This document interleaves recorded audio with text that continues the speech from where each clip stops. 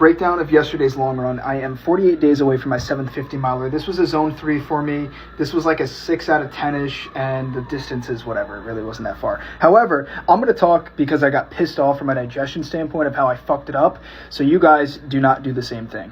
Before we dive into it, these are the stats. So I wanted to take this run, and I'm going to average around a 7:30 hopefully pace for 50 miles. So with that being said, the long runs, I want to pre-fatigue my legs. Mile 1 through 12, we did a 0.8 mile at 6 minutes, 6:15, a 0.2 mile at 7:30. This was the average. At mile 8, I kicked it up to a progressive, so we kind of got a little bit shorter, but it wasn't crazy.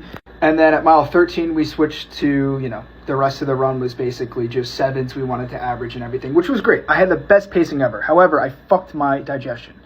I had 2 options yesterday: to stop at mile 14 like a little bitch, or keep going, because when you're in a 50 miler, this is the exact pain that I felt at mile 40. What happened was my stomach shut off. Typically, as an endurance athlete, you want to take in 100 grams of carbs per hour, sometimes 50. In ultra races, I go to 100 to 150. Sodium is always 1,000.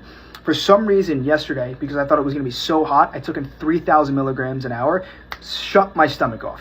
So basically the 3,000 milligrams of sodium burnt a hole in my stomach, which is what it felt like. Anything coming in would make me nauseous and automatically come back out. I stopped taking in water for 10 miles, so mile 13 was the last time I took water. I was extremely dehydrated. At the end of the day, I stepped on the scales, it's down 7 pounds, legs were shaky, I was cold during the run. It was fucking awful. So any athlete that's gonna do endurance and get into marathon training and you have to prime your body, slowly introduce stuff. I'm an idiot. There was no coach.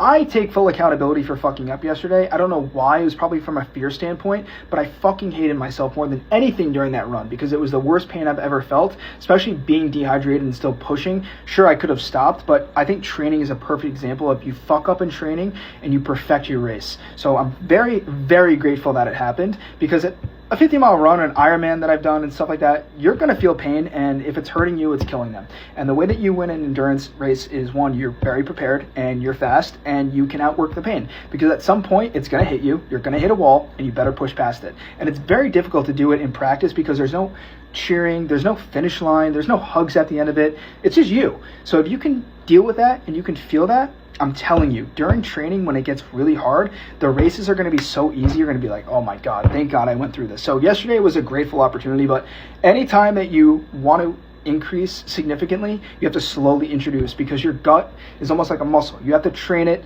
Your sodium levels could be fucked up, your electrolytes, especially in this heat, 90 degrees now in New York City, that's deathly. Like, I don't even want to run 50 miles in 90 degrees, and I'm going to be doing that in August, but you train for it. You train for the heat. You train for everything else. So just a heads up, slowly introduce it. And if you don't, you're going to suffer the consequences, because your body's not going to know what to do, like what happened with me, and it will shut down and it will shut off, and you won't pay for it during.